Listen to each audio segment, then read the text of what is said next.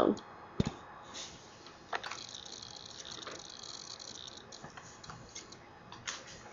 Getting closer to my era, 1960 to 1980, electronic phone exchange is put into place. Picture phone was first offered commercially. Delivery by PBS, Public Broadcasting System of Video, is abandoned and replaced by satellite. And serious work began on the cellular phone, something that they had kind of dabbled with before, but it really got down and dirty during this time. Specifically in 1973, some statistics I read said that there were approximately 60 telephones in use per 100 population in the U.S., so approximately 60% of the people in the U.S. had telephones, and worldwide was about 1 in 10, so about 10% worldwide. Impact on society. Most all of the party lines were switched to private lines, which was cause for more privacy and independence. Kind of asked myself if this good or bad. I would normally have said good, because more privacy, more independent. However, I read that during this time there was also an increase in abusive, obscene, and threatening phone calls, because it actually decreased the caller's chances of getting caught. Another impact was that more television programming is now offered with the replacement of the telephone wire with the satellite.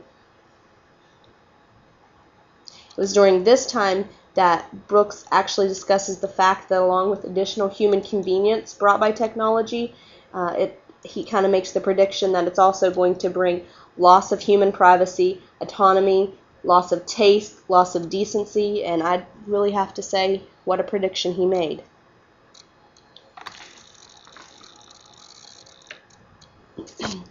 Now into my era, 1980 to 2000.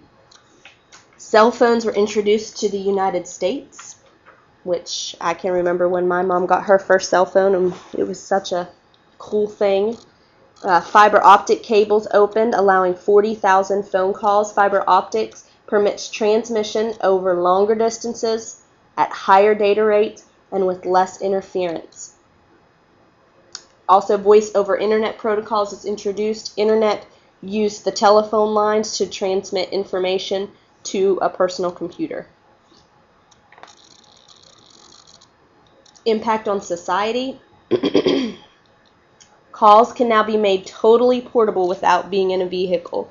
And at first, of course, there weren't a lot of towers, but as more towers started going up for the cellular phones, calls were virtually being able to be made from anywhere at any time. Fiber optics allowed many more phone calls to be placed at one time and prevent the overcrowding on traditional lines, so you didn't have to wait for somebody else to finish their phone conversation before you could make yours. Communication via landlines, cell phones, internet becomes virtually instantaneous. Pick up a phone, and within seconds you have someone on the other end.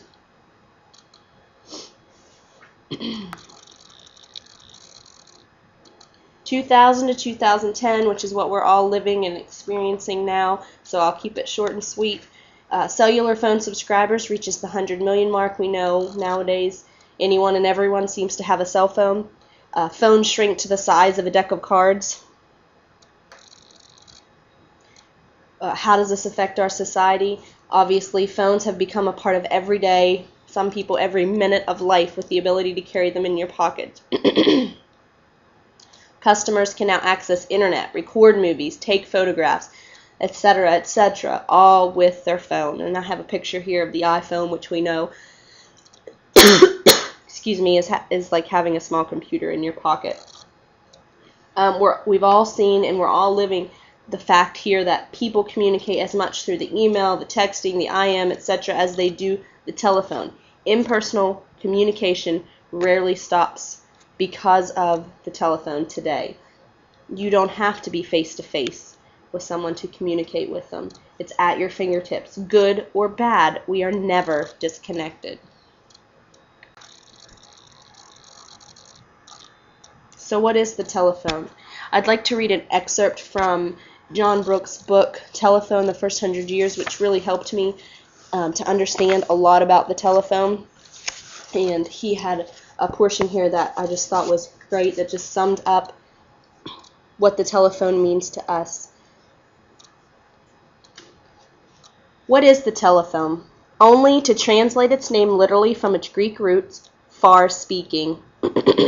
Only a way of increasing human earshot. With it, man, instead of being able to make himself heard a few hundred yards away with a shout, can make himself heard and understood around the world with a whisper.